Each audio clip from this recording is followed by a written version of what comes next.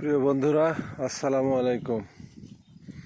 আজ 5 জুলাই 2026 সাল। আজকে একটু অন্য সাইডে আসছি গাড়ল নিয়ে।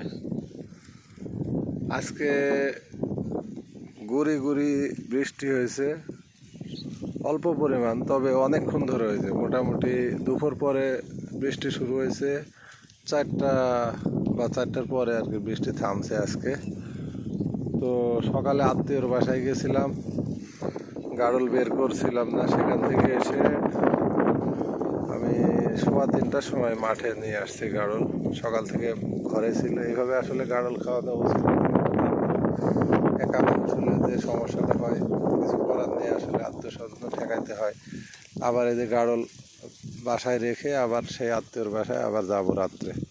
যদিও আমার বাড়ি থেকে মোটামুটি 20 কিলোমিটারের মতো দূরে, তারপরেও 18 কিলো 17 কিলো এরকম হবে। আবার আসতে 17-18 এরকম। তারপরেও আমার ফ্যামিলি সব ওখানে রেখে আসছি। সকালে আবার এই যে রাত্রে আবার যাবো, গিয়ে খাওয়া দাওয়া করে নিয়ে আসবো আর কি।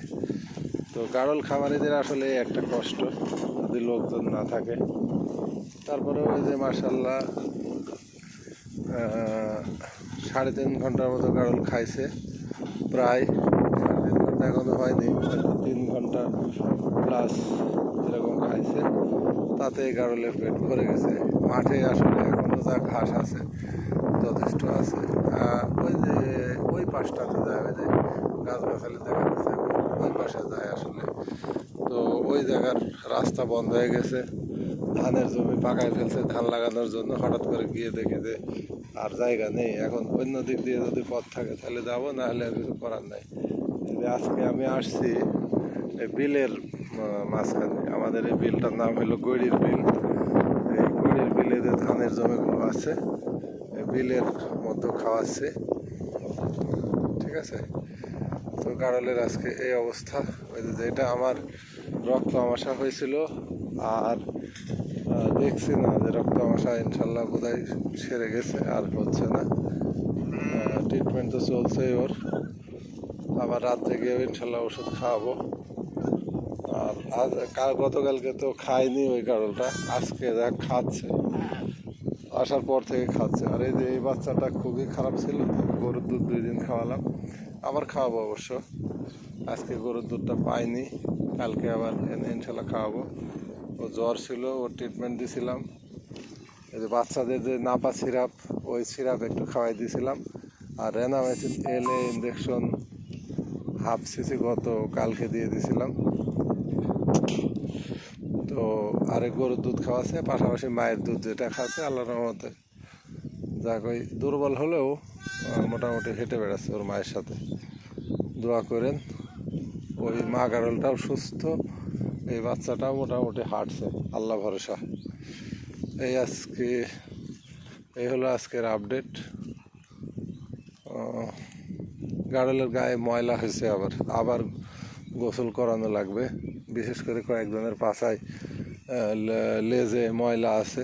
আমি আজকে সকালে আসলে আজকে করায় আনবো, এটা কালকে আপনাদের ভিডিওতে বলছিলাম, কিন্তু করাতে পারি নাই। তার কারণ আমি ওই যে ব্যস্ত ছিলাম, আত্মীয়র বাসায় গেছি, সব মিলে আসলে ওই কাজটা করা সম্ভব হয়নি। তো ইনশাল্লাহ আগামীকালকে পরিষ্কার করব।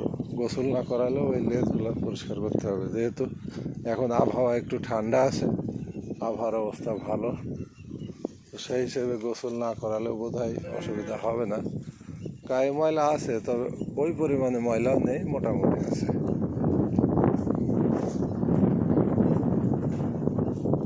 এই আর কি আজকে অবস্থা। গাড়লের লোম আজকে রাত্রেও 2টা কাটছিলাম, এখনো বোধহয় 4টার মতো বাকি আছে আমার, অথবা 5টা লোম কাটতে। এই যে এটা আজকে রাত্রে কাটছি লোম এই গাড়লটার। এই যে সেই পাতলা পায়খানা, এই রক্ত আমাশা হওয়া সেই গাড়লটা ওটা খাইছে মোটামুটি আজকে। কালকে খাইছিল না, আজকে খাইছে। এই গাড়ল এখন আস্তে আস্তে বাড়ির দিকে যাবে হয়তো। পানি টানি খেয়ে আস্তে আস্তে ওদের নিয়ে যাবো। এই যে আমি এদিক দিব, ওই গাছের কাছে উঠে ডান দিয়ে চলে যাব, যেহেতু আমার বাসা এই যে টাওয়ার দেখা যাচ্ছে, ওই খাম্বার পাশ দিয়ে পোলের পাশ দিয়ে ওই টাওয়ারের কাছে আমার বাসা, ওখানে চলে যাব। এখানে একটা মোটরের ঘর নতুন করে করছে ধানের জমিতে সেচ দেওয়ার জন্য। পানি কোথাও খুব একটা পাইলাম না, এই যে এখানে পানি আছে, পানি কয়েকজন খাইলো,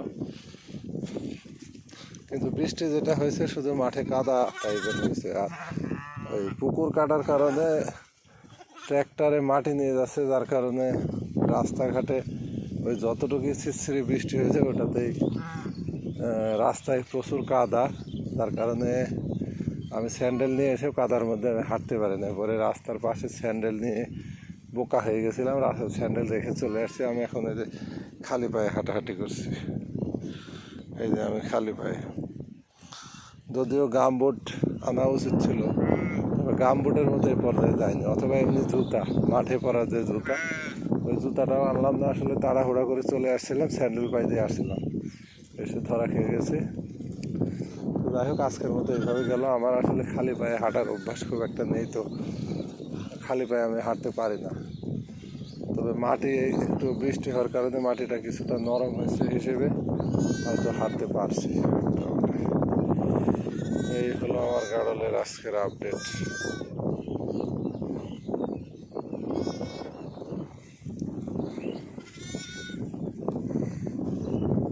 আর নতুন করে আর পালে বাচ্চা হয়নি, যেগুলো ছিল ওগুলোই হবে। ও আরেকটা গুরুত্বপূর্ণ জিনিস, যারা নতুন খামারে অবশ্যই গাড়ল বাচ্চা হওয়ার কয়েকদিন আগে থেকে ওই আলাদা ঘরে আলাদা জায়গায় গাড়লকে রাখা উচিত। প্রতিটা গাড়লের বাসস্থানে ছোট্ট করে একটা বাচ্চার জায়গা যেখানে রাখা হয়,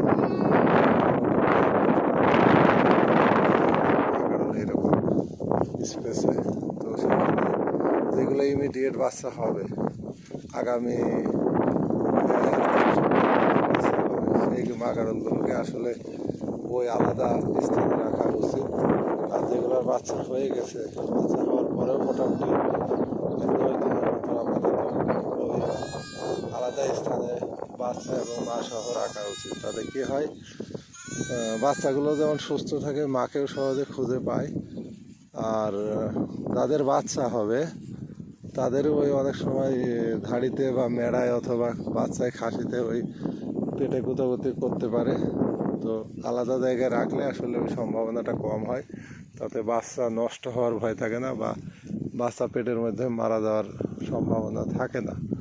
তো সেই হিসেবে মা গাড়লকে বাচ্চা হওয়ার আগে এবং বাচ্চা হওয়ার পরে আলাদা জায়গায় রাখতে হবে, এটা রাখলে ভালো হয়।